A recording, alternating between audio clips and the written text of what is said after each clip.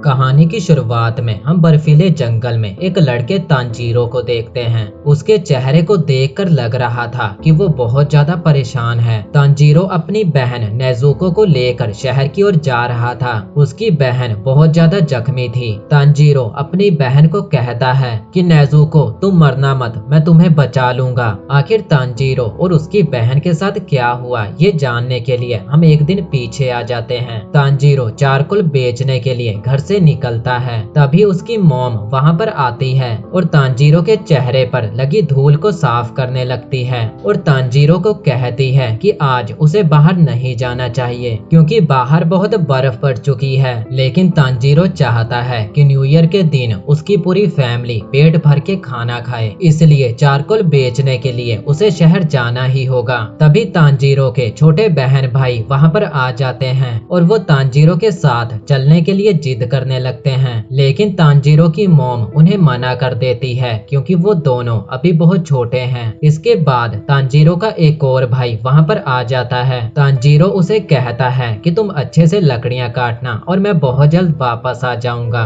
और तांजीरो अपनी फैमिली को बाय बोलकर वहां से जाने लगता है। कुछ दूर जाने पर तांजीरो को अपनी एक और बहन मिलती है। इसका नाम है नेजुको और ये वही है जिसे हमने कहानी की शुरुआत में देखा था। नेजुको की पीठ पर एक बच्चा था और ये भी इन्हीं का भाई है। नेजुको कहती है कि मैंने इसे सुला दिया है, अगर ये जागा रहता तो तुम्हारे साथ जाने की जिद करता और हमारा छोटा भाई डैड को बहुत मिस करता है। इससे हमें पता चलता है कि तांजीरो के डैड नहीं है। अब तांजीरो शहर की ओर निकल पड़ता है। जब तांजीरो शहर में पहुंचता है तो एक आंटी उसे देखकर कहती है कि मुझे लगा नहीं था कि तुम इतनी ठंड में आओगे। तांजीरो उस आंटी को चारकोल बेचकर आगे निकल पड़ता है। कुछ दूर जाने पर तांजीरो देखता है कि एक बंदे की बहुत बुरी तरह से पिटाई हो रही है। इस बंदे ने अपने मालिक की प्लेट तोड़ दी थी, जिसकी वजह से इसका मालिक अब इसे बुरी तरह से पीट रहा था। ये बंदा तांजीरो के पास आकर उससे मदद मांगने लगता है और तांजीरो को कहता है, अरे तांजीरो यार, मैंने इस प्लेट को तोड़ा भी नहीं और मुझे फालतू में पेला जा रहा है। तो तांजीरो उस प्लेट को सूंघकर बताता है कि इस प्लेट को इस बंदे ने नहीं बल्कि किसी बिल्ली ने तोड़ा है। इससे हमें पता चलता है कि तांजीरो के पास सूंघने की शक्ति है। इसके बाद एक बूढ़ा आदमी सामान उठाने के लिए तांजीरो से मदद मांगता है।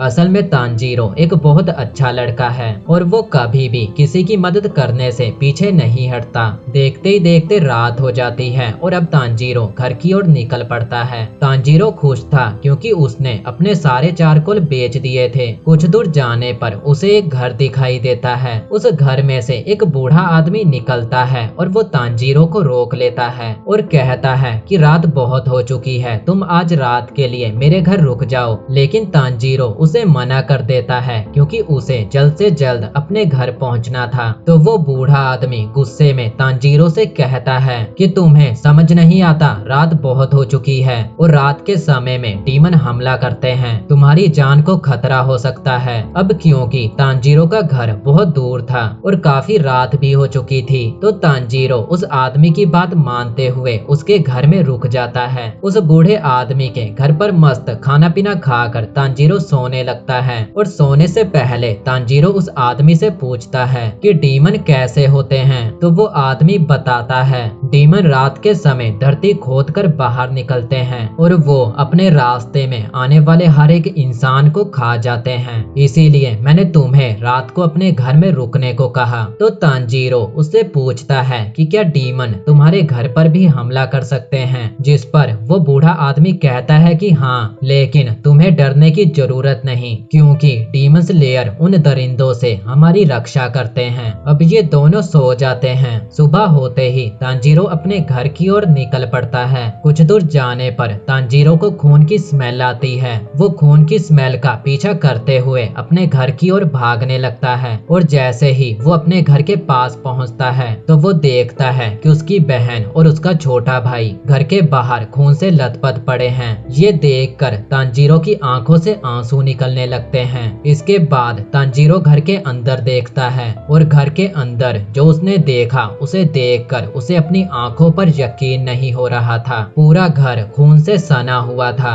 और उसकी आंखों के सामने उसके पूरे परिवार की लाशें पड़ी थी। फिर वो नेजुको के पास आता है और वो देखता है कि नेजुको का शरीर अभी भी गर्म है, जिससे तांजीरो को पता चल जाता है कि नेजुको अभी भी जिंदा है। अब तांजीरो अपनी बहन को उठाकर शहर की ओर भागने लगता है और ये वही सीन है जिसे हमने कहानी की शुरुआत में देखा था। तांजीरो अपनी बहन को उठाकर बस चलते जा रहा था, पर कुछ दूर जाने पर नेजुको के शरीर में हलचल होने लगती है। उसकी आंखें पूरी सफेद हो जाती हैं और उसके दो बड़े बड़े दांत निकल आते हैं और नेजुको तांजीरो पर ही हमला करने लगती है, जिसकी वजह से ये दोनों उस पहाड़ी से नीचे गिर पड़ते हैं। तांजीरो नेजुको के पास जाता है और उससे पूछता है कि नेजुको तुम्हें क्या हुआ, लेकिन तभी नेजुको तांजीरो पर हमला कर देती है। नेजुको एक डीमन की तरह बन चुकी थी और साथ ही में उसका साइज और उसकी ताकत भी बढ़ते जा रही थी। अपनी बहन की ऐसी हालत देखकर तांजीरो रोने लगता है और सोचता है कि कल रात उसे उस बूढ़े आदमी के घर नहीं रुकना चाहिए था। अगर वो अपने घर आ जाता तो वो अपनी फैमिली को बचा सकता था। इधर नेजुको की आंखों से भी आंसू निकल रहे थे, यानी कि नेजुको अभी पूरी तरह से डीमन में नहीं बदली है। तभी वहाँ पर एक लड़का आता है और वो नेजुको पर हमला करने लगता है, लेकिन नेजुको खुद को और तांजीरो को दूर ले जाती है, जिससे वो दोनों उससे बच जाते हैं। तांजीरो देखता है कि उस लड़के के पास एक तलवार है और ये तलवार डीमन स्लेयर के पास ही होती है,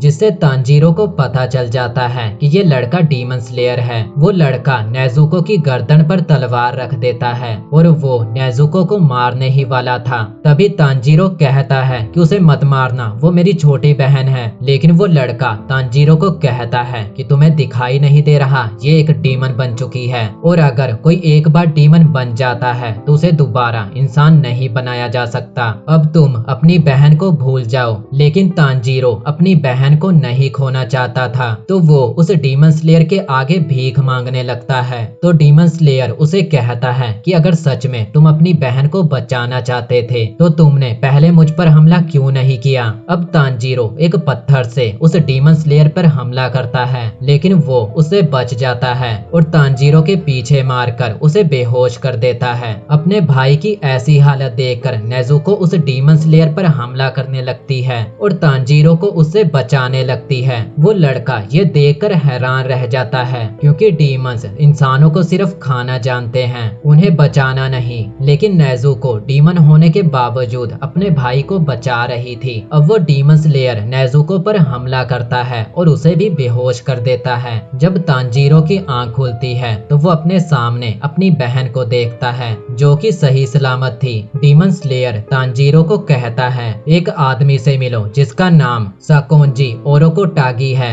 ये बंदा तुम्हें माउंट सागिरी पर मिलेगा और तुम्हारी बहन अभी तो ठीक है, लेकिन इसे धूप में लेकर मत जाना। ये कहकर डीमन स्लेयर वहाँ से चला जाता है। अब तांजीरो अपनी पूरी फैमिली को दफनाकर माउंट सागिरी की ओर निकल पड़ता है। ये डीमंस दिन में बाहर नहीं निकल सकते और सूरज की रोशनी पड़ते ही डीमन मारे जाते हैं। अब नेजुको दिन में भी तांजीरो के साथ सफर कर सके, इसलिए तांजीरो नेजुको को एक टोकरी में रख लेता है, लेकिन नेजुको उस टोकरी में फिट नहीं आ रही थी। तो नेजुको डीमन की पावर से अपने शरीर को छोटा कर लेती है, जिससे वो उस टोकरी में फिट आ जाती है और तांजीरो उसे अपनी पीठ पर उठाकर निकल पड़ता है।